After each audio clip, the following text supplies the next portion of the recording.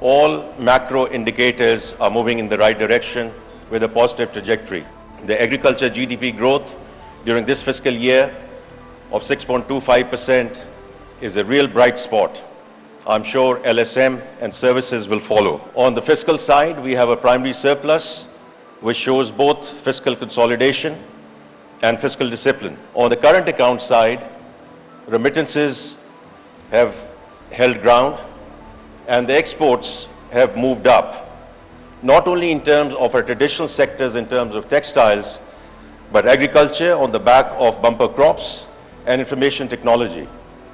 And we'll keep on coming back to these two sectors, information technology and agriculture, because these are going to be real levers of growth as we go forward in Pakistan. Now, as a result of that, our current account deficit is going to be less than $1 billion during this fiscal year.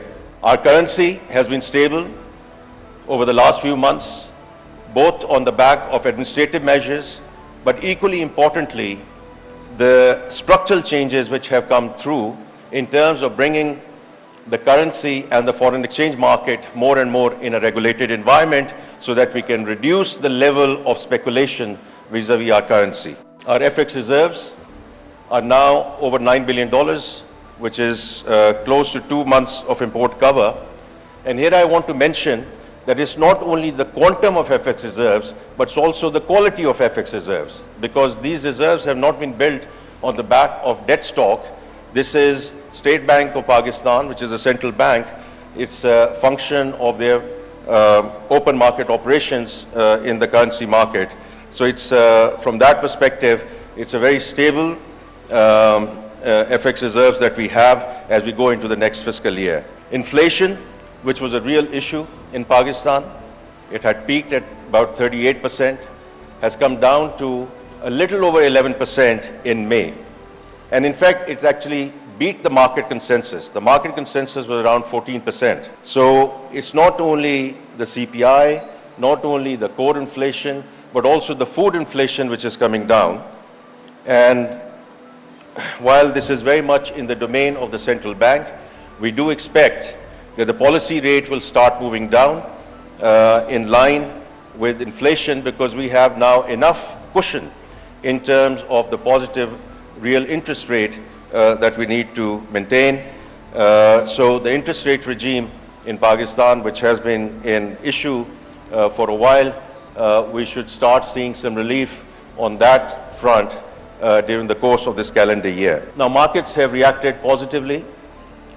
We have seen foreign buying coming in to the stock exchange. Equally, we have seen fixed income institutional flows coming back into Pakistan, all showing signs of confidence, which is now developing in the economy of the country. Now, this macroeconomic stability in turn was ushered in, or has been ushered in, because it was under Prime Minister Shehbaz Sharif in his previous administration that we went through the finishing line with respect to the 9-month standby arrangement in the IMF program. It's actually under his watch that we have successfully concluded that 9-month SBA facility, and that has indeed helped with the macroeconomic stability and the sentiment that we see in the country at the moment. Now, where do we go from here? Now, we are in the midst of discussing and negotiating a longer and a larger fund program. Now, the reason we are doing it is really for two reasons. One, to ensure the permanence in the macroeconomic stability that we have seen during this fiscal year, but equally importantly, if not more importantly, to execute the structural changes under the umbrella of the fund program. And the priorities around that, there's no surprise to anyone, is to ensure that we move our tax to GDP ratio towards a more sustainable level. So right now we are hovering between 9 to 10%, and as we can all agree, that's not a sustainable position. So the idea is to move it. The second one is to negotiate our complex energy equation in terms of power and gas, in terms of bringing more governance and better governance in these sectors, and equally moving them towards privatization and handing them over to the private sector. Which brings me to the third point around this structural change, which is SOE reforms and accelerating the privatization agenda. Today we have both the Minister of Petroleum and Minister of Privatization here as part of this group as well. So these are going to be very, very important reforms which are in execution as we speak. Now, as we move forward, our direction of travel is very, very clear. Under Prime Minister's leadership, the homegrown agenda, because that's what we are talking about. Everything that I've referred to, tax to GDP, energy equation, SOE reforms, is in the interest of the country that we move in the right direction. Now, as part of this homegrown agenda, markets, not the government, are going to anchor our economy as we go forward. The private sector is going to lead our country. As far as the government is concerned, we are there to provide policy framework and, even more importantly, policy continuity, because that has been an issue in Pakistan through the administrations. Now, we want to anchor this homegrown agenda around three key aspects, which are what I would call road to market. Because the question that is always asked, we are going into the 24th IMF program. Why do you think this is going to be the last program? And I think it's a fair question. And therefore, the healthy dosage of skepticism that this question comes through. Now, this road to market is going to be again anchored in three areas. The first one is going to be export-led growth. That's why we are here. I'm sure Prime Minister is going to not only touch upon that, but mention that in a very big way, because the special economic zones are going to be a very important ingredient, a very important pillar, a very important enabler in terms of export-led growth. And what better place to learn from the successful experiences than Shenzhen. The second one is foreign direct investment. It's going to be both in terms of G to G, and even more importantly, as we go forward, business to business.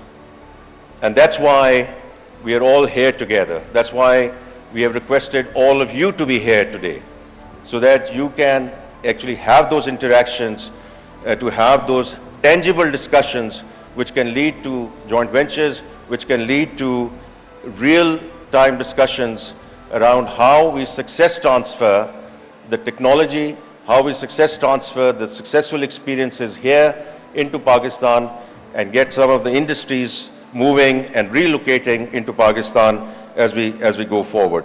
And the last point that I want to mention in terms of the road to market is our access to international capital markets. Now, from my perspective, from our government's perspective, while we will go back to the US market, we will go back to the Euro market as our ratings improve, but we are very keen that we access the Chinese capital markets, because that's what we have not done previously. So we have a number of things that we are doing differently under Prime Minister's leadership. And during next fiscal year, we want to go in with Pakistan's inaugural Panda bond issue to access the Chinese capital markets, which is the second and the largest and deepest market in the world. There's no reason why we shouldn't have done that previously, but it's never too late. So we are very keen that we do that during the next fiscal year. We are in preparatory stages at our end. We are going to be in touch with the regulatory authorities here in China, because this is going to follow a structure which the government of Egypt followed last year, which is going to be a guarantee-based structure in terms of the inaugural Panda bond in this market. I'm just going to close by saying that, also from Ministry of Finance perspective, all of you who are here, from the Chinese businessmen and businesswomen and Pakistani businessmen and businesswomen, that we are very committed to help, support, assist in terms of ensuring that all of you become successful in Pakistan. And I'm the first one to acknowledge that with respect to our Chinese partners, our Chinese investors, there have been some temporary hiccups in terms of delays in payments, in terms of repatriation. And I want to assure you, these were not structural in nature. I just mentioned to you how the structure of the economy, how the macroeconomic stability is sort of moving us in the right direction. And as we go forward, we are there to help, support, assist any way we can in terms of taking Pakistan Inc. forward. Thank you very much.